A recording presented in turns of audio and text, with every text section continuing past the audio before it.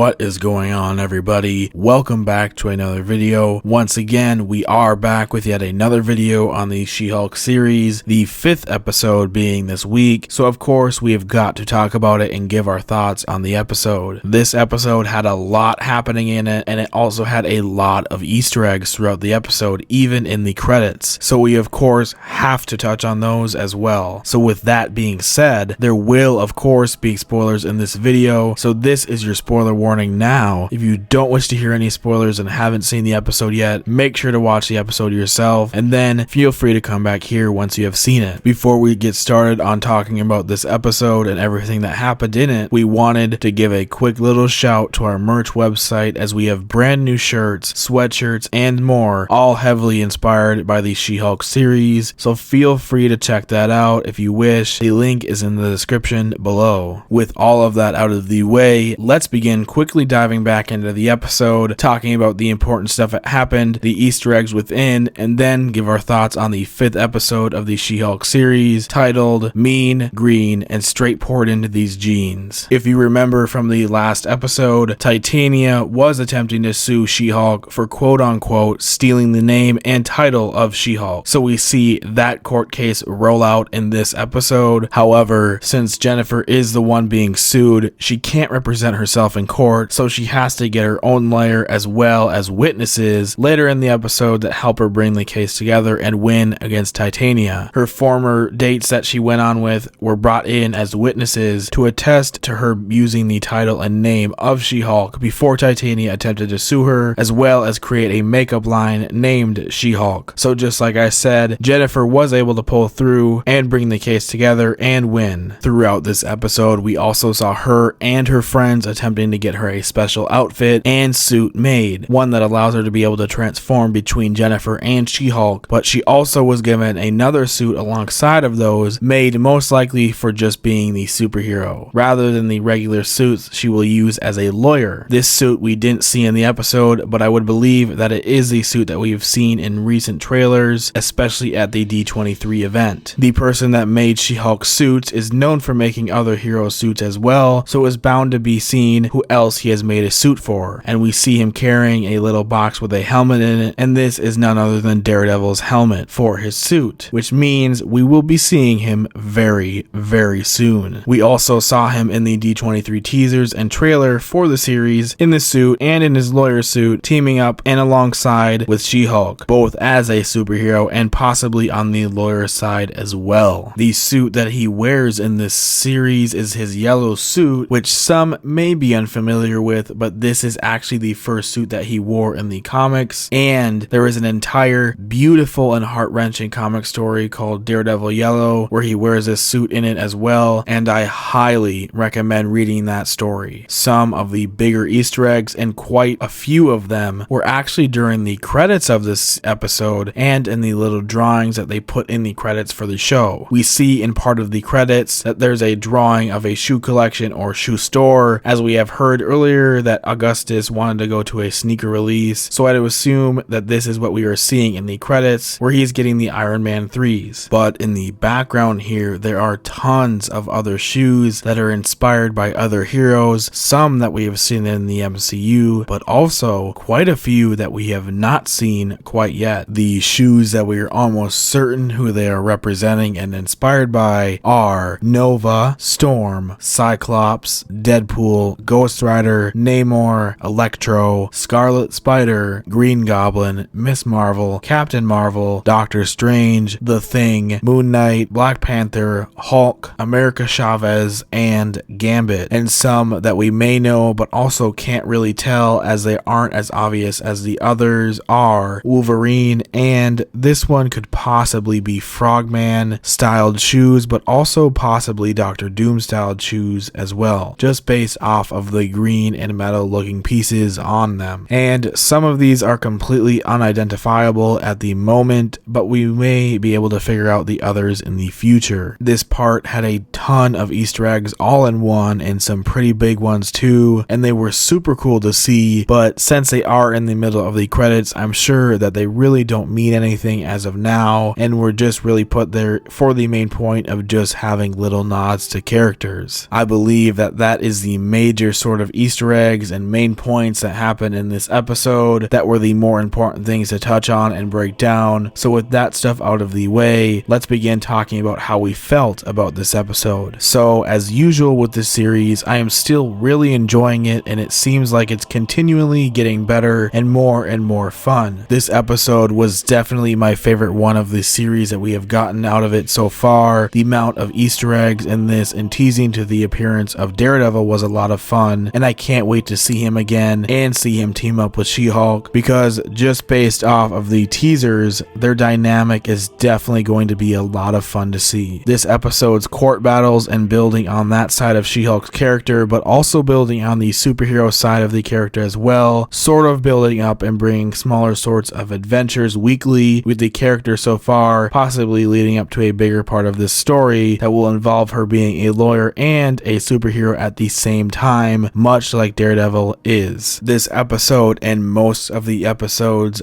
have been a bit on the shorter end, making our videos on the shorter end as well. So my main hope, and really the only small gripe or issue that I have with this show, is that I want more of She-Hulk and I want longer episodes, mainly so that we can get more of the She-Hulk character and everything great that her character brings to the table. As I have said in past videos on this series, this episode continues all of the fun stuff that the series started off with, like all of the fun, comedy, fourth wall breaking, and all of that fun stuff. If you like comedic type of shows or movies, or liked the Deadpool movies, or have read She-Hulk comics in the past but haven't gotten the chance or haven't chosen to start this series yet, I definitely do recommend it for you. And for those that are still a little skeptical of it, and I can understand why, as it definitely won't be everyone's cup of tea, but I do at least recommend giving it a chance, as so far I have been really enjoying it so far. So I hope that you all can too. As far as those that have been keeping up with the series and been keeping up with our reviews on the series as well, make sure to let us know what you guys thought of this episode and what you're most excited to see or hope to see happen next in the series. And make sure to stay tuned in with the channel, especially if you are a Lord of the Rings fan or a Game of Thrones fan, as starting this week we will be covering the Rings of Power and House of the Dragon shows. We are currently hitting the middle of the first seasons for both of those shows, but it is best to start talking about it rather than just skipping out on them. So make sure to stay tuned for that. With all of that being said, as I always say, thank you all for watching. If you are feeling extra nerdy today, make sure to hit the like button and subscribe to the channel with notifications on to help support us and to get even more nerdy content just like this. We will be seeing you all very soon on the next time that we go through and explore the nerdy multiverse.